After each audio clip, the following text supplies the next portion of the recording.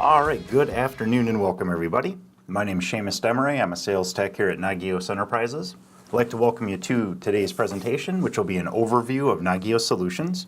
Nagios has long been known for IT infrastructure monitoring, but we do supply a whole suite of IT management tools and solutions which are basically designed to make your life as a system administrator a lot more simple, a lot more straightforward, and help you keep your network running smoothly.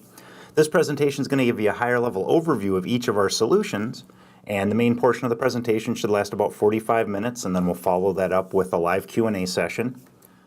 During the presentation, audio feeds from you guys will be muted, but that definitely doesn't mean that I don't want to hear from you. If you do have any questions, go ahead and type those into the questions section of the GoToWebinar interface. And then at the end of the session, I'll be sure to cover those for you. So again, the main presentation should last about 45 minutes. And then at the end, we'll leave plenty of time to answer any questions that you've got. Finally, we will be recording today's presentation so it can be made available to others online in the future. So with that being said, let's jump over to our agenda slide and talk a little bit about what we're going to talk about today. First off, we'll talk about Nagios XI and Nagios Fusion. Nagios XI is our flagship monitoring, alerting, graphing, and reporting solution. And Nagios XI is what you would use, for example, to do ping checks of the various servers and network devices and printers in your data center. XI is also what you'd use to check things like applications and bandwidth on network devices. And then Nagios Fusion would come into play if you've got a large or geographically segregated network. And because you have such a large infrastructure, you actually need multiple Nagios XI servers. In that case, Nagios Fusion is going to provide you with a centralized tactical overview of all of those servers, all the status data being collected by all those various Nagios monitoring servers, and with the ability to quickly click through to each server for management, for configuration, reporting, and things like that. Next up, we talk about Nagios Log Server and then follow that with Network Analyzer. And basically, Nagios XI is going to cover most of the bases as far as things that you might want to monitor in your environment. But there's two things that it's not really geared toward, that being log data and flow data from flow-enabled network devices. So that's where those two solutions come into play.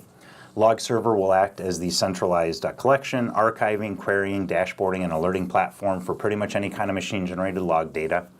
And Network Analyzer acts as a centralized collection, reporting, querying, and alerting platform for any kind of flow data from flow-enabled network devices. So we'll finish up with those two, and then we'll talk a little bit about the licensing side of things, the free trial, the support options, and then jump over to questions. So to start out with, as I said, we'll jump over to Nagios XI and start by talking a little bit about the architectural perspective on Nagios XI. So in the diagram here, we've got our XI server, we've got a variety of different hosts or devices that we're monitoring. And the cool thing about Nagios XI is that there are so many different ways that you can architect your monitoring. And that's an important consideration. So you're not locked into a certain way to check things. There's active and passive options. There are agent-based and agentless options. And so as far as an active check, that would be your Nagios XI server reaching out to the device that it's going to check and then pulling back data. So that's an active check. A passive check would be a scenario where either via native protocol or an agent, the device is essentially checking itself and then sending all of that data northbound back up to XI. So the data is going upstream to XI instead of XI reaching out to the device itself. And this is very useful in a couple contexts, one being a scenario where you're not able to get inbound permissions to that particular subnet. So it's possible that the security team isn't allowing inbound communication, but they do let you send data out. In that kind of scenario, a passive check is an excellent option. So you can check things actively, you can check things passively, and then there's agent-based versus agentless. Now, in an agent-based scenario, you would be installing some kind of a lightweight agent, like NRPE for a Linux system, or NCPA for Linux or Windows or Mac OS X. There's a variety of different agent options. So you'd install a lightweight client on the machine, and then that would enable Nagios to communicate with, authenticate through to, and pull private data from the machine and check it. In an agentless scenario, maybe you're using something like SNMP. So you've got an SNMP-enabled network device, or you've enabled SNMP on a server, and instead of installing any kind of an agent, you just interact with the machine using that native protocol like SNMP, and that enables Nagios to reach out and check it. SNMP is a nice example because it's an active option. It's agentless, it's an active option. Or you could do SNMP traps and actually have the device send data northbound up to Nagios XI, as we talked about, a passive option. One cool thing about a passive check as well is that in that scenario, it's almost real-time results. So a certain thing happens on this device, and the trap is instantly sent up to XI. So there's not a check interval necessarily. That data is just immediately getting sent to XI when certain things happen. And then once you have configured the monitoring and you start to collect data, XI will obviously send things like email and text alerts and can do some other cool stuff. I'll talk more about what can happen when a problem is found as we go along. And XI also provides you with a variety of different graphs and dashboards and rotating views and tactical displays. So you've got a lot of different ways to interact with that data and make use of it well beyond just getting alerts. So let me go ahead and clear the board here and get back to my regular cursor. And then we'll jump over to the Nagios XI interface and actually jump in and take a look and give you a quick tour of everything going on in XI. So here's the XI interface. When you first log in, you're presented with a custom dashboard. So each user can make their own dashboard so that when you first log in, you're seeing the things that are most important to you. So that's really easy to configure, and we'll talk about that more. To start with, we'll look at actually configuring monitoring of some items. And I will mention too that because today we're covering all of the solutions, we've got to move pretty quick. We've got to keep it pretty high level, but we do actually do individual webinars for each tool. So if you want to dig in more and look at some more specific features and spend some more time in the interfaces and the walkthrough, definitely check out some upcoming webinars on each tool individually. But today will be pretty quick and high level, just to give you an idea of what each does so you can start to explore the ones that meet your specific requirements. And so in XI, the monitoring wizards are a very quick and easy way to configure monitoring of common items. And there's over 60 wizards built in. And we'll just go through the list real quick. You can monitor AIX. You can monitor things like Dell Open Manage. This is a cool example because this was actually created by Dell. So the vendor actually created the wizard and plugin that we're using here. There's auto discovery, so you can scan subnets and bring back a list of things like IP addresses and open ports and operating systems that are discovered on subnets. There's bulk host cloning tools so that you can rapidly configure a bunch of common items. Say you've got 100 RHEL servers and you want to configure monitoring of essentially the same things on each. It's very quick and easy to do with bulk host cloning. You can monitor DHCP servers, domain expiration, environmental sensors like e-sensors. You can watch specific folders, FTP and LDAP servers. There's a whole suite of Linux options, Mac OS X, any kind of database, Mongo, MS SQL, Postgres, Oracle, all have built-in wizards to monitor the database, to monitor the server side, to monitor custom queries. You can also monitor using specific agents. So there's an NRPE wizard. Maybe you've already got NRPE installed on some machines. Potentially you're using Nagios Core. This gives you a way to interact with the agent you've already got installed. There's NCPA, the Nagios Cross-Platform Agent, which is really cool because it can monitor Windows, Linux, OS X, and AIX, and it also enables you to monitor actively and passively. It's got a real-time display of performance of things that are being monitored that you can look at on your browser, and it's also got a nice check API that you can use to configure your checks. There's wizards for our other solutions like Network Analyzer, which we'll look at later. Monitor printers, service level agreements on specific items. There's a suite of SNMP wizards, and SNMP, Simple Network Management Protocol, has never really been simple, but these wizards do make it as close as possible to simple to monitor things using that protocol. You can monitor by SSH, you can check specific ports. The Network Switch and Router wizard makes it very easy to configure monitoring of network devices. Monitoring hypervisors like VMware has a built-in wizard, a suite of website options, including checking for defacement, checking synthetic transactions, and then a suite of Windows options. You can monitor Windows via SNMP, WMI, using that NCPA agent we looked at a moment ago, or using agents like NS Client, a very popular long-running Windows agent in the Nagios community that's created and developed by a third party. So you can see a lot of the stuff that you're probably going to want to monitor in your environment already has a built-in wizard that makes it very quick and easy to get started with monitoring. And what I'll do is I'll demo one wizard for you just so you kind of have a feel for what the various steps are. And we do go through more wizards when we do the full XI session. We'll actually highlight more than just one. But to give you an idea, we'll punch in our IP address. We'll say this is a Windows 7 machine, and we can monitor via SNMP 2C or 3. This is a 2C machine. And we put in our community string and hit next. And what that enables Nagios to do is actually do a quick scan of this machine and tell us what's running on it. And then Nagios will provide you with a list of things you can monitor. So a ping check, CPU, physical and virtual memory, any disks that are present, and this just has a C drive, but if there were a D or an E or a Z drive, those would actually show up here in the list. And then this wizard will also tell you what services are running, so all the things that you can actually monitor on this. Maybe we'll want to monitor Carbonite backups, for example. Make sure that service is working properly. Any processes that you'd like to monitor, for example, Explorer EXE, if someone's actually going to be using the desktop of this machine, that's a good thing to check, so we can add that. And then when we hit next, we just move on to the next step. So step 2 is all about telling Nagios what you'd like to monitor. Step 3 is about how often you'd like to check it as the primary thing here. So the check interval is defined here. How often should Nagios check the host and its various services? The retry interval is basically a way to tell Nagios to recheck things rapidly a few times when a problem is found to make sure that problem persists before the alert goes out. And in some cases, you might want the alert right away. So in that case, you could just change the second number to a 1. But in many cases, what you'd rather do for something like CPU load as an example, or CPU usage as an example, you might want to actually have Nagios check it when it finds a problem, recheck it rapidly a few times just to make sure that that spike in usage persists over a few checks. That way you don't get an alert for something that may have already recovered. So there's a few different ways you can approach the logic there.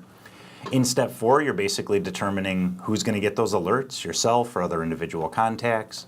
And then in step 5 are host groups and service groups. And in Nagios terminology, in case you're not familiar with it, a host group would be a logical collection of hosts or devices. Basically a way to quickly filter in things like displays and reports and dashlets for specific logical groups, either by the type of device as we have here, or using other options like the location it's at, or the department that's responsible for it, or the specific subnet that the devices are on. So this is very open-ended. And then service groups in Nagios, a service would be a specific granular metric that you're monitoring on your hosts. So service groups here we have, for example, VMware guests and Windows boxes, or this could be used to monitor all of the services that are necessary for a certain process to function. So you can actually report on all of those services together. So a few different ways to approach that and organize it, but it definitely comes in handy later on for reporting and things. And then finally the parent-child relationships, which is determining topology from Nagios' perspective. So based on the relationship that you define here, Nagios will know exactly what it needs to route through to do a check of this particular host. And I'll actually bounce over to the home menu quick here and show you the hypermap. And this is the topology diagram based on those parent-child relationships. So here's our Nagios process. Here's how everything interrelates. And defining those properly accomplishes 2 things. First off, it produces topology diagrams so you can visualize your infrastructure. And secondly, it helps Nagios alert you intelligently. So in this example, if our firewall went into a critical state, Nagios would realize, hey, you know, I can't actually route through that to check the things beyond it, so I'm going to tag all those items as unreachable. And you can determine whether you want to get unreachable alerts or not. In many cases, people choose not to.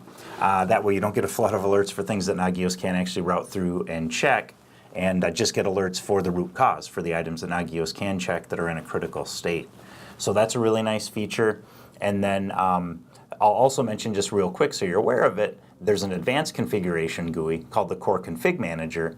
And this is the one you'd use to make very granular changes, to make granular changes to many items in bulk, to rename items, to initially define your host groups and service groups. So this would be the advanced administration GUI here, and that would be the second side of configuring things in Nagios XI. Now, once you've configured the monitoring, then you've got a ton of things you can do with the data beyond just getting alerts. You've got views, dashboards, and reports that we'll take a look at real quick.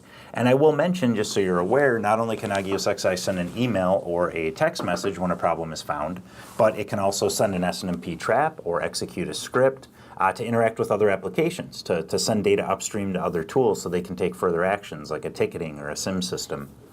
So the dashboards, as I said briefly at the beginning, are very customizable. You're going to see a ton of dashlets inside the XI interface, but anywhere you see this upward pointing blue arrow, that's your indicator that whatever you're looking at, you can add to a dashboard. And there's a lot of contextual ones where you'll be, for instance, putting together a Graph Explorer graph, and you'll go, oh, cool, look, I can actually turn this into a dashboard. So keep an eye out for that icon throughout the interface if you're running the free trial.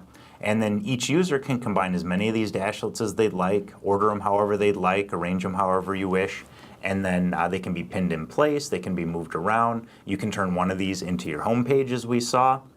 And so here's our homepage, which shows tactical displays for various groups, multi-stacked graph showing a few different key services, the alert cloud, which is a very popular dashlet, overview of our Linux servers host group, all the way down to graphs of performance graphs for very specific services.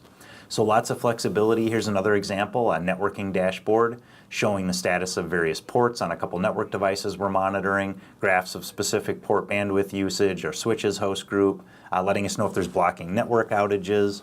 And then another example here is using the built-in Google Maps component, which enables you to put active icons onto a geographic map using geocoordinates.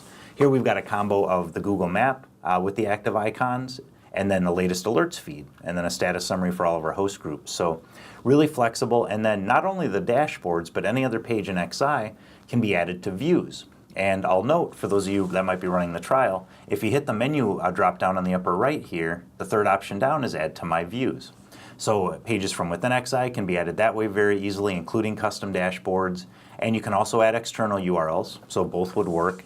And views are your way to rotate between various important tactical displays between 10 and 60 seconds a piece, so you can put it up on a NOC screen. If you've got a big screen up in your NOC center, you can put the views up and just have those rotate through, so you've always got an update on important pieces of information.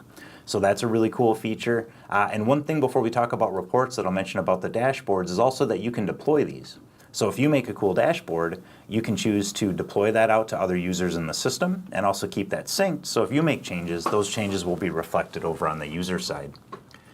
Moving over to reports, this is where you'll be leveraging the historical performance data and state history data that Nagios XI is collecting automatically. So here you can limit this to a particular host, or a group of hosts, or a group of services, and all of the reports have various advanced options as well, such as hiding warning states, hiding unknown unreachable states, whether or not you want to show service data, hiding downtime, and things like that. So you've got a lot of options here to kind of customize how you'd like to have the report run. The reports can also be emailed directly from the system. They can be downloaded as a variety of different file types. You can save these to My Reports, so you can customize all these fields and then have quick access to them here. And in the Enterprise edition of XI, you can actually schedule them for automatic delivery.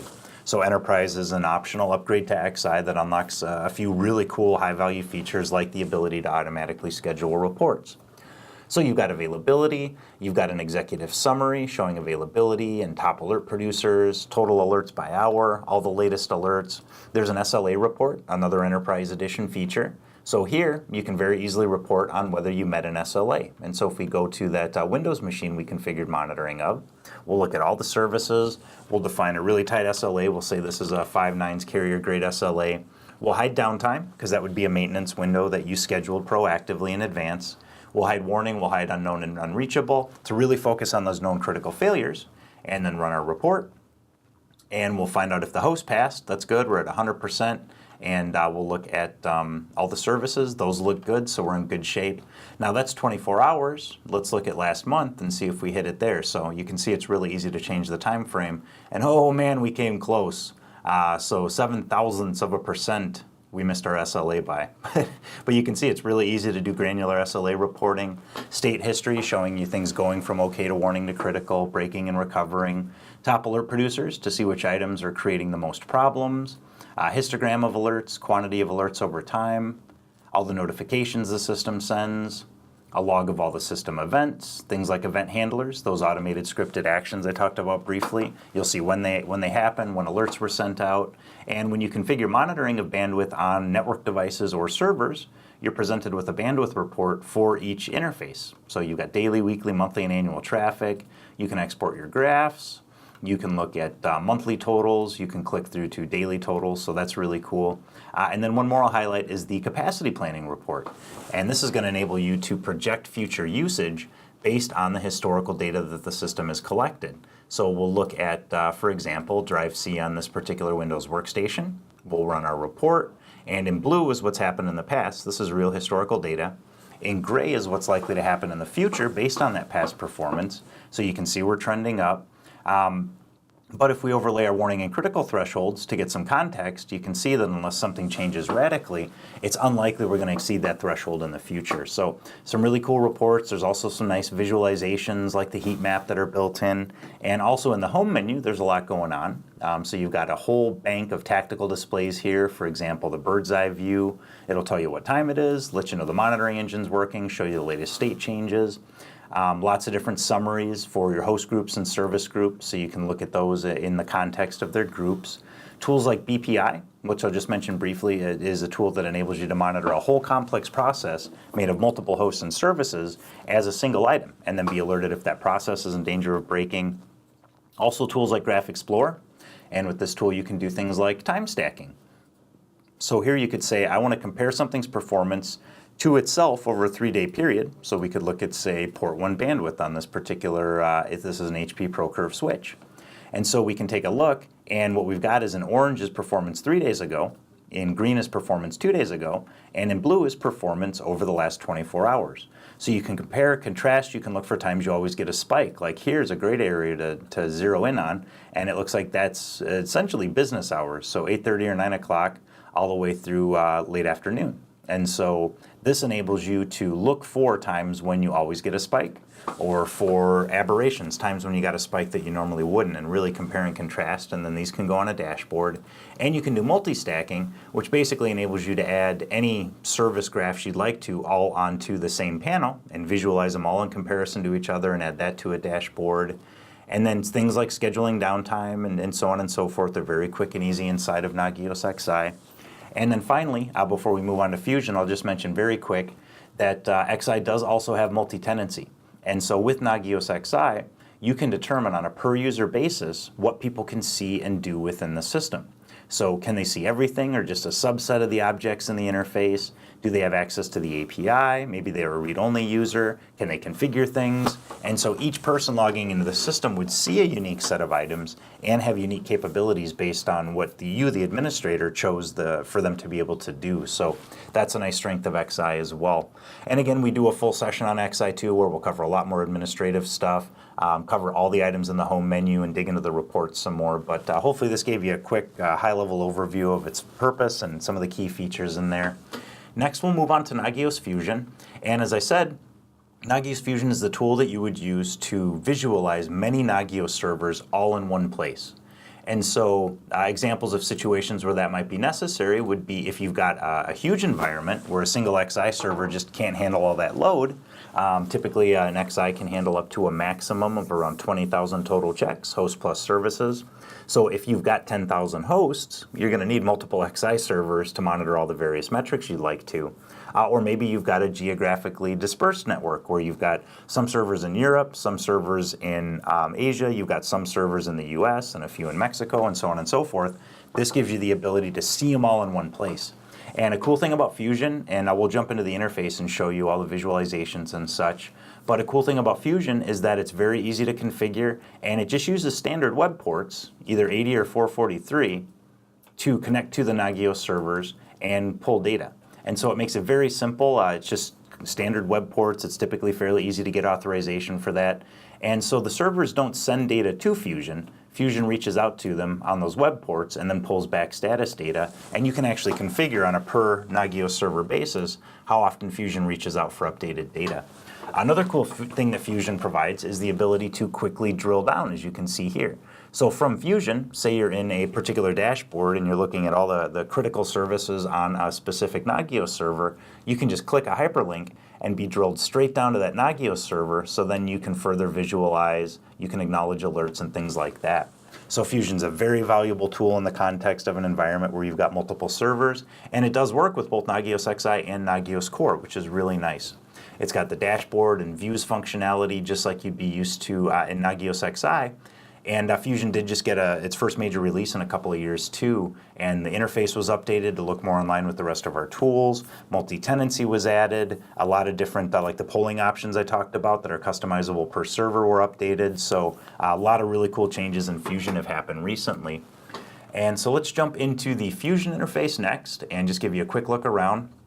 So when we first log in, you'll notice this looks a lot like XI. So we've got home, we've got views, we've got dashboards, and in the home menu, you've got things like the tactical overview, things like the tactical summary, network operations center, quick visualizations of certain things that are happening across the environment. And for example, with the network operations center here, you can choose to filter by unhandled problems, meaning problems an admin hasn't yet logged into the system and indicated they're aware of. You can show all the acknowledged issues, you can show all, so you can kind of filter these, and then these can be added to dashboards. You've got recent alerts, all the recent alerts now, in this case, not just across one server, but across 4 different Nagios servers. So again, here you've got that consolidated data. And top alert producers, the problem children, not from, again, a single server, but from many Nagios servers, and host health and service health graph visualizations. And then that, again, that same dashboards and views functionality. So here's a dashboard showing open problems across many servers. Here's one showing us the health of the Fusion system. And here's one showing us key service graphs. So you can drill down all the way to a graph of a very specific item on a very specific host. And as far as that click-through capability, I'll also highlight that. So if we go to something like our tactical summary, for example, here I see I've got 7 down hosts back in that XI demo box we started in. And so as an administrator, you can just click this and be drilled straight down to the interface of that XI system, and then drill down further to the status detail for this very specific service, or this very specific host status detail. So in Fusion, you're always just a couple of clicks away from being drilled down right to a very granular metric. And so it's easy to set up, it's very high value in a big environment, and so that's a quick overview of the Fusion side of things as well. If you've got a smaller environment with just a single XI system, Fusion wouldn't have a ton of value, but the second you've got multiple Nagios servers, Fusion is definitely the tool for you. And I will mention too, it's included free with our site-wide packages. So if you're looking at a lot of licenses at once, Fusion would be included automatically for you. So next up, we'll look at Network Analyzer. And as I said, Nagios XI is going to cover a ton of your bases. Typically, Nagios XI is going to cover 75–80% of the things that you want to monitor, but the 2 things it's not really geared for are flow data and log data. And the primary driver for that is that they're very resource intensive. It's very resource intensive to collect this data, to analyze it, to alert on it, to archive it. And so that's why we created 2 alternate solutions, which would run on separate servers. So you'd have XI on one, Network Analyzer on another, Log Server potentially on multiple other servers if you cluster it, but we'll get into that later. And these tools would carry the workload of carrying out those tasks and then integrate very easily with XI. So Network Analyzer is your go-to solution for flow data. And as you saw in Nagios XI, it's very easy to monitor bandwidth on a switch or a router. There's the Network Switch and Router Wizard, very simple step-by-step way to monitor port bandwidth on network devices using SNMP.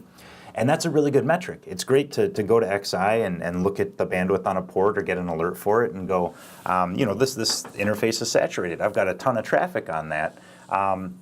That's good data to have, but then the next logical question would be, why do I have all this traffic? What's causing all of this data transmission on this particular port? And that's where Network Analyzer comes into play. Network Analyzer enables you to be a network detective. It's going to give you the who's, the what's, the when's, the where's of the traffic on your network. And I will note that you need a flow-enabled switch or router, and Network Analyzer works with NetFlow on Cisco devices, SFlow, JFlow, IPFix, pretty much any flow protocol would work with it, but it does need to be flow-enabled, or you do need to have a client on your server, which I'll talk about in a second here. So assuming it's flow-enabled, it's going to provide you with details like IP origin and destination. Where did the communication come from and where did it go? It's going to give you IP and origin port data. So what ports were traversed in that communication to give you clues as to what the purpose of that transmission was. It'll give you exact packet counts and then enable you to correlate all those details with bandwidth to see what specific types of communication were responsible for certain for usage, for certain chunks of bandwidth usage. So again, the who's, the what's, the when's, the where's, that's what Network Analyzer is going to be great for. Now with Network Analyzer, from an architectural perspective, it's strictly a feed from the devices up to Network Analyzer. So unlike XI, which as you saw has many different ways to check things, both Network Analyzer and Log Server work specifically in the context of receiving data from sources. So you've either got a flow-enabled network device, a switch or a router, or you've got a client like fprobe installed on a Linux machine, or a client like nprobe installed on a Windows machine, and that client produces flow data on the server and then enables that server to send its flow data up to Network Analyzer, which then acts as the collector for all that flow data. fprobe is free. nprobe does cost money. So on a Linux system, you can install a free client to get the flow data. On a Windows machine, there would be some paid clients available, so you can certainly do it. And then once Network Analyzer collects all that flow data, much like XI, it's going to provide you with visualizations, reports, querying capabilities, and alerts, either by email or text message or SNMP trap or executing a script. Or in this case, it's also got the capability to bubble its alert data up to XI. So when certain query-based things happen in logs or in a Network Analyzer, it can actually send that data upstream to Nagios XI, where you've got centralized visibility of that data and centralized alerting and centralized reporting on the query-based alert results that came into XI over time. XI also has a couple of built-in Network Analyzer reports that I'll show you. So that's another integration point, not just alerts, but also there's some cool Network Analyzer reports built into Nagios XI.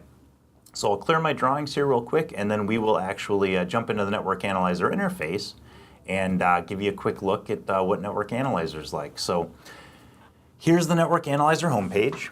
And when you first log in, you've got quick information about your sources, which are basically a source in Network Analyzer. And we dig into this more in the full webinar, but it's basically just a unique port in Network Analyzer that the system expects to receive flow data on. Could be multiple devices, could be a single device. But you've got information on the status of your sources, whether they're live and sending in data. You can pin them if you'd like to see them at the top of the list. Traffic in 5-minute increments over the last 30 minutes, how much disk is being used by the flow data, the data lifetime, which in Network Analyzer is typically fairly compressed. 24 to 72 hours is the common retention time frame for raw data, so it's more of a right now and recent past application. You can see a summary of the status of any alerts you've set up, query-based alerts, and then below that, you've got abnormal behavior detection, which works much like that capacity planning utility, the capacity planning report that we looked at in Nagios XI, which, as you saw, enables you to project future usage based on the collected historical data. In this case, what it's doing is it's taking that historical performance on a particular source, projecting what should happen in the near future based on that past performance, and then notifying you if what happened actually deviated from the projection, if it was abnormal based on that projection. And if that's the case, you'd actually see a red rectangle here. And what you can do is just click on this and be drilled down very quickly just with a click to top talker reports by source port, source IP, destination port, destination port. So if you see a red block there, it's not necessarily a surefire indicator that something terrible has happened, but it does give you a good idea that whatever happened recently deviated from what the system expected to occur. Now, if we drill down to a particular source, here you've got a summary page with top talkers. You've got bandwidth, flows, packets, bytes data that you can graph here very easily. And this image can be exported as a variety of different image types. And then you've got reports, which enable you to, for example, look at top 5 talkers by source IP for the last 24 hours, or make a custom report, or run any of a number of reports that you've created in the past. And there are a few built in to give you an idea, but they're very easy to customize. You just pick the top X that you'd like to report on. So maybe we want to report on the top 20 from the last 2 days, grouped by destination port, ordered by bytes, and we'll run our report. And Network Analyzer will just display all the related data. So it makes it really easy to create custom reports. You can also create custom queries. For example, we've got one in here for common botnets, and hopefully we don't see any data, and we don't, that's good news. But it just uses standard operators and or not operators, parentheses to group things, and you can aggregate by source IP, destination IP, source port or destination port. So that's a pretty common theme throughout Network Analyzer. That's the data that it's given you. And so we see no data here, that's great, but if we did, we'd know we were beaconing out to known botnets. And so we've got some in here for just generic, looking for port 80. And so really easy to look at that data, really easy to query it. There's a percentile calculator built in. And then back in Nagios XI, in the reports section, you've got a network report. So all those reports we saw in Network Analyzer from either a single system or multiples, if you've got a big environment, you can see all those reports. You can see your chord diagrams to very easily visualize what's talking to what. And you've got quick access to all of your queries. all those queries you set up over a network analyzer are visible right here inside of Nagios XI. So that's a nice integration point. And as I talked about, there's also the alerting capability. So you can set up Network Analyzer very easily to forward its data, any kind of query-based alert data, upstream to Nagios XI, which would then act as a nice point for centralized visibility and alerting and reporting for both applications. Or you can jump into the Network Analyzer interface. These are all, of course, web applications, so you can just have multiple tabs open in a browser, as I do here, and bounce back and forth between them. But the nice thing about sending that data up to XI is that then you can report on everything happening across both. So that's a really nice integration point. And then so that's Network Analyzer, that specific tool. And then the next tool would be Nagios Log Server, which is the tool that you would use to collect, archive, query, dashboard, and alert on pretty much any kind of machine-generated log data, from servers, from network devices, from database applications. The cool thing about a log server is that it's built on the Elk stack, Elasticsearch, Logstash, and Kibana, a very popular open source log management stack. And that particular stack gives you a lot of flexibility, especially the Logstash part of it, which is the part of the Elk stack that acts as the receiver and the parser to parse that log data into queryable fields.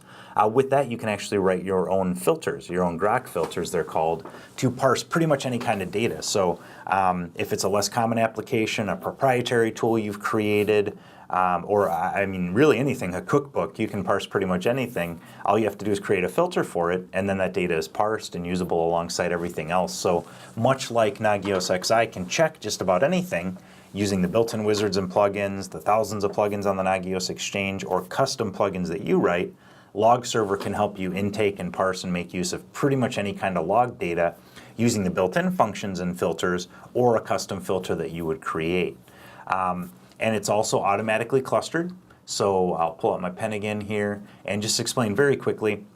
Log Server, if you've got multiple instances working together, it provides you with automatic clustered redundancy. So what it does, and just very quickly I'll explain, in Log Server, all the data that's collected for a single day is known as an index. And that index is broken into 5 pieces. And so this is our index. And those 5 pieces, each of those is called a shard. And what Log Server does, and specifically the Elasticsearch side of Log Server, is it takes each shard and stores it on one machine as a primary shard, and on another machine as a replica shard. And if one of these breaks, goes into a problem state, Log Server goes, hey, you know what, I don't have a replica shard in this case. And so it automatically populates a new replica shard on another machine and keeps doing that until it's just down to that final machine. So the larger your cluster is, the better your redundancy is. And with Log Server, just like Network Analyzer, it's strictly a send to Log Server from the sources. So you configure each source to send its data upstream to Log Server, which then collects it, parses it, databases it, and gives you all the other capabilities like dashboarding, querying, and generating alerts. So that's a quick look at the architectural side of Log Server. Now let's jump into that interface and give you a quick tour of that. So when you first get to the interface, you'll see some useful information in the home dashboard. You've got information about the unique hosts that are sending data in, and this report is actually new in Log Server 2. So here you can see all the IP addresses, all the sources that are sending in data. You can also see sources that used to be sending in data that aren't anymore. So that's kind of nice. You can remove these if you'd like. Otherwise, that's a heads up to you that something that used to be sending data in is no longer. And then you've also got quick access to your dashboards, your personal dashboards and queries, your global dashboards and queries, which everyone can see. Information to let you know that you're running the latest version, and then quick setup guides for common types of sources. Now for this session we're talking about network devices, so we'll take a look at that one, but I will note that if you click plus add log source at the top here, the big green button, you'll have access to a bunch of new setup guides, and you do have, in addition to network devices, you've got Linux systems, Windows, applications like Apache, IIS, MySQL, MS SQL, PHP, specific Linux files or Windows files that you'd like to forward logs from, and then a way to also import logs as a one-time import from a file that you might have. So you might have a file full of log data that you'd like to shuffle into Log Server, so you can take advantage of it, analyze it, and query it inside a Log Server. Now for a network device, it's really just a matter of configuring the device to send its logs to Log Server. Now in our case, we're going to be sending it to a host name. By default in Log Server, you'd be sending the logs to a specific IP, so a specific instance IP. But you can also set up a load balancer or a round-robin DNS setup, and that's definitely the most resilient option, and then that would route the logs to the particular instance that might be available at that time. And so that's where you'd input a host name here. So it's really a matter of going to the device and telling it where to send the data, what port to send it to. You will see specific setup guides for Cisco devices, for Juniper devices. Now for this session, we've been talking about that .41, that HP Procurve, and I can actually show you real quick what that one would look like. And so we'll log into the interface, we'll input our highly secure password, and give it a second to catch its breath, and I'll show you exactly where on a Procurve you would go to set these things up. And so that will be in the diagnostics section, is the part of the Procurve interface that you'll go to take care of that. And so we'll go to diagnostics, and we'll go down to our log configuration section, and we'll let that load.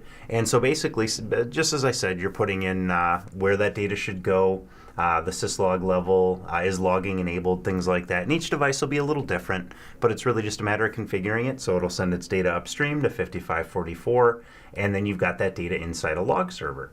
So once that's set up, you've got all the data, and that's just like the other solutions. Once you're starting to collect the data, that's kind of when the fun begins. Now, if you're running, say, a free trial of Log Server, you will notice that some built-in dashboards are present. So you've got things like a top sources and types, log server search, failed SSH logins, just some quick options to help you get acquainted with the system.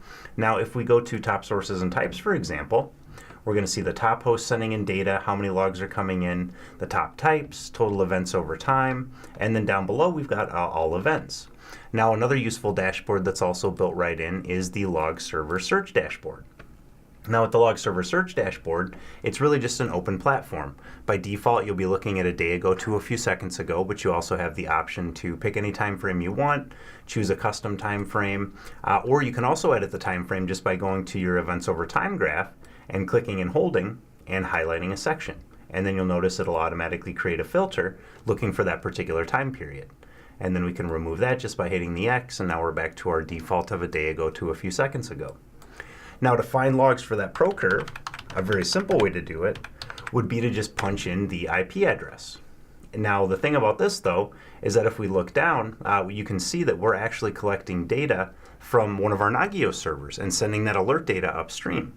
And so a bunch of these results really aren't from .41. You'll see in the host field here, in the host column, down in our all events table, that that's not actually coming from .41. And so we can fine tune our query a little bit and look for just that particular host and then see results just related to that host. Now if we go down to our results, we can see each of the individual log events in the table here, and then you can expand this and see all of the individual fields that have been parsed. Now one thing I'll mention real quick is that by default the queries would be Apache Lucene, but it also supports top-N and it supports regex. So if you have a preference and you like a particular syntax better, you can always choose that here, but again by default it'll be Lucene. Now if we go down and look at these particular log entries, we see we've got warning, we see we've got some critical, also some info. Now as a actual practical use case, you probably aren't too concerned about info level logs from this device. And so if you go down to log severity, where that's actually indicated, you've got a couple options here in the action column. Now you could add a filter to match this value, that'd be your spyglass choice, or you could hit the cross out to add a filter to not match this value. And so if we hit that, it's actually going to add a new filter, and we can see that right here. So we've got our timestamp filter, we've got the filter that's determining that it's just going to be info, is not going to be represented, so everything but info is going to show up. And if we scroll down, you can actually see we've got all the logs, they're just warning, they're just critical. Now another cool thing you can do in terms of the graph, and we'll actually zoom in our time frame a little bit here, and we'll drill down just a little further so we can see those individual entries. One thing you can do is add additional queries too to actually color code your events over time graph. So if we open this up, we'll go back down and just double check that it is log_severity. So we'll actually make this one log_severity critical and add that, and you'll notice it actually color codes the graph, which is kind of cool. We could add another one for log severity warning,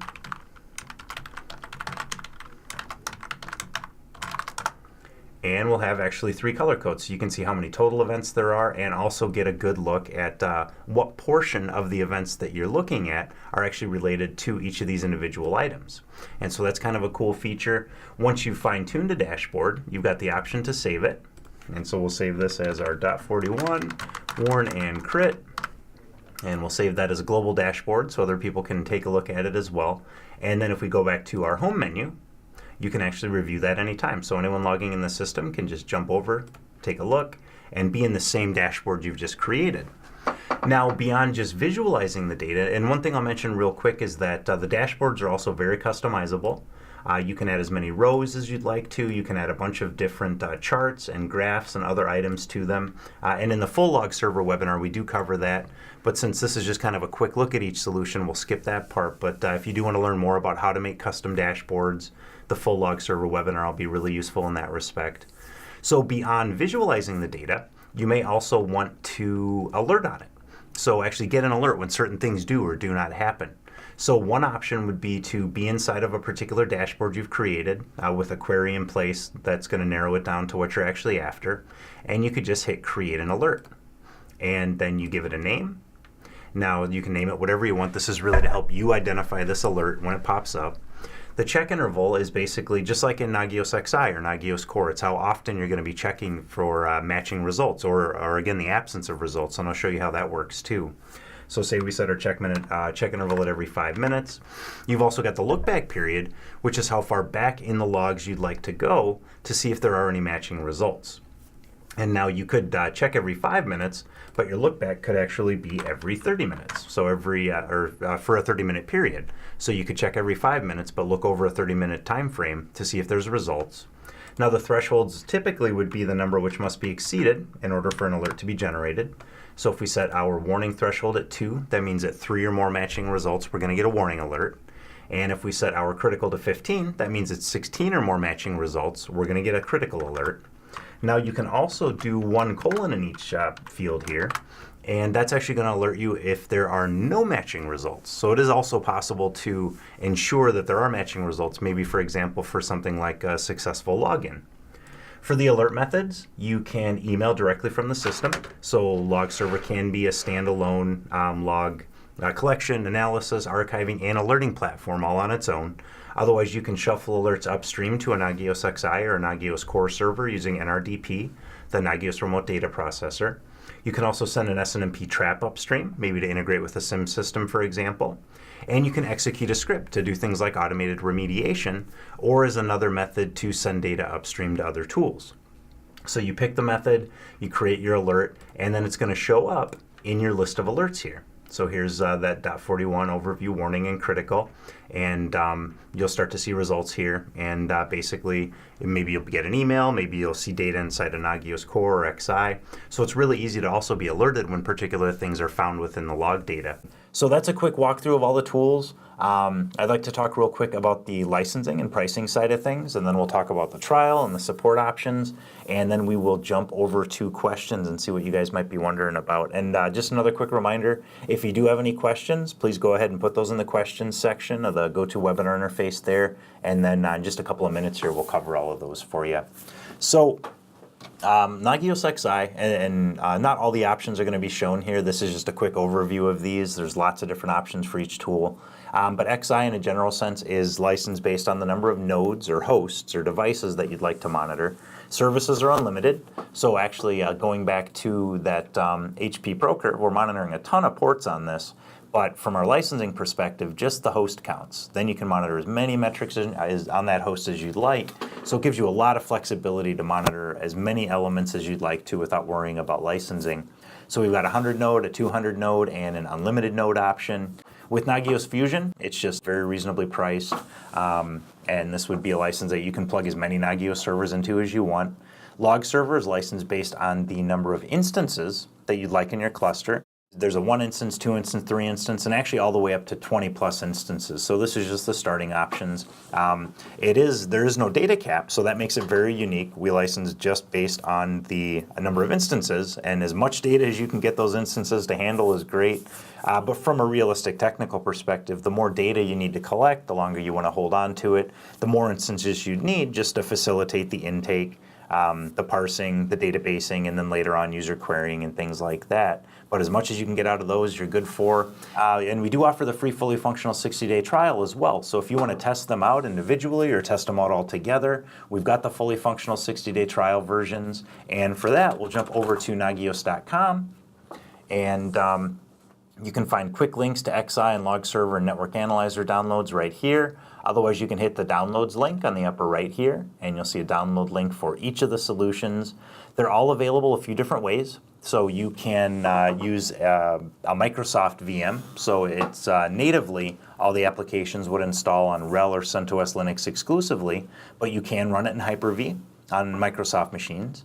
You can run it in VMware. So these two are both ready-made, easy to set up and get going with virtual appliances running CentOS 6.9. Otherwise, you can also do a manual install onto your own Linux server or VM. So if you're running RHEL or CentOS 6 or 7, just make sure it's a fresh vanilla install of the operating system with internet access, and it's very quick and easy to install. And then once you choose your option here, and if you have questions about which option is best for you, you'll see a helpful video right here to help you understand which one's the best choice. Once you pick your option and proceed to the next page, it'll also provide you with tutorial videos to help you get started with that option. So the VMs, it couldn't be easier to get started. You just fire them up and hit the interfaces. With Linux systems, you download the tarball, you unpack it, you run the installer script. So as long as your install meets the prerequisites that'll be listed in the install guide, very quick and easy to do it that way as well. So they're fully functional for 60 days, and then during that 60 days, you've got a few different support options. We really want to make sure that you're successful in your proof of concept and that you really get to put these to the test. And so one great option is support.nagios.com/forum. And so on the forum, you can register a username right here on the upper right, and then post in any of the general support sections. So go ahead and get registered, very quick and easy. Log into the forum, and then you can post in any section, whichever one is relevant to the question that you've got. And then this will actually get you direct help from the same support techs you'd work with as a licensed client. So you actually get to work with these support techs and get a feel for what it's like to work with Nagios support and get help answering questions during your proof of concept to make sure everything's successful. Another great resource is the Nagios knowledge base. And that's also a support.nagios.com, but in this case it's /KB. And here you've got hundreds of technical articles, tutorials, documentation links to help you answer pretty much any question you could have about our solutions. And things like, I'll actually open it up here. And so each one is broken down by the type of thing. So there's general documentation, there's installation guides, there's troubleshooting guides, and so this is a really good resource too. You can also do a quick filter on the upper right here. And so this is a very good place for documentation and help with items as well. So taking a look at the questions here, the first question I see is about volume discounts. And that's a great question. I really appreciate everybody who posted questions. Thank you very much. And that first one's great. I might not have been very clear on that, but we do actually offer volume discounts. So if you're looking at multiple tools, we can offer you some really nice volume discounts. So we want to make sure you get the absolute best price possible. And especially if you're looking at multiple tools, it's something where we'll make sure you get a very good deal. And our pricing tends to be very competitive compared to other leading solutions. And so, just get a hold of sales@nagios.com so we can learn a little bit more about your requirements and then outline the very best licensing options for you. But we will make sure you get a great deal. And short answer to that one is yes, absolutely. We do have some volume discount options. The next question is about how difficult it is to integrate all the tools together. I talked about sending alerts from Network Analyzer and Log Server upstream to Nagios XI. As far as integrating them, it's actually fairly simple. And actually what I'll do, just to show you an example of that, is let's jump back to Nagios XI, here we go, and I'll actually run that Log Server wizard. So this would be a way for you to check Log Server data with XI and then see it right alongside XI's checks, just like I did, just like I showed you when we were looking at that .41, that HP Procurve in the home menu, where we had port checks and Log Server checks right alongside it. So I'll show you exactly how to do this so you can see how easy it is. So what we'll do, host address is going to be the host that we're going to associate this with. So we'll associate it with that .41 for this demonstration. And now we'll jump back over to Log Server, pull that interface back up. And it's going to ask for an API key back in XI. And I'll note that a common question I get is, where do I find my API key for a log server network analyzer? Super simple. Just click your username on the upper right, and then you'll see that right here. So we'll bring that back to Nagios XI. And finally, the URL that XI would use to access Nagios Log Server. So that'll be this right here. So we'll give it that, jump back to XI, punch that in, and now that we have this data in, we hit next, and that's as easy as it is. That enables Nagios XI to communicate with Log Server. We'll scroll down, we'll see that first off, we can use any query we've set up, such as that .41 warning and critical that we set up together when we looked at Log Server a few minutes ago. Or you can do your own custom query. So you also have the ability to do a custom Lucene or JSON query on the fly and then generate an alert based on that. So that's one example of how easy it is to integrate. Jumping back over to the knowledge base, we'll look at Network Analyzer 2. So let's look for XI Network Analyzer and see what kind of documentation we come up with here. So we can receive traps from Network Analyzer. That's one integration point. Here's a document on getting those Network Analyzer reports to work in XI. So adding those reports is fairly simple. And so it's well documented. And if you are interested in the integration side of things, Knowledge Base will be a very good resource. So thank you very much for that question. Hopefully that was helpful. And if you need more guidance, you can always email sales@nagios.com and we'll help you out. The next question is about tutorial videos specifically.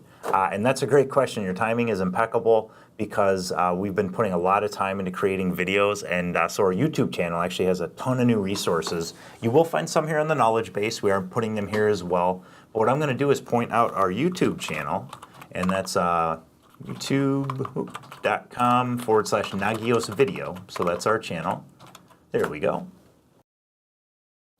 And here you will find a ton of tutorial videos to help you get started, like for instance this Get Monitoring series that I'll highlight. This tells you how does XI work? How do the config wizards work? What do each of the steps mean? What are templates all about? What does bulk host cloning mean? How do I manage my plugins?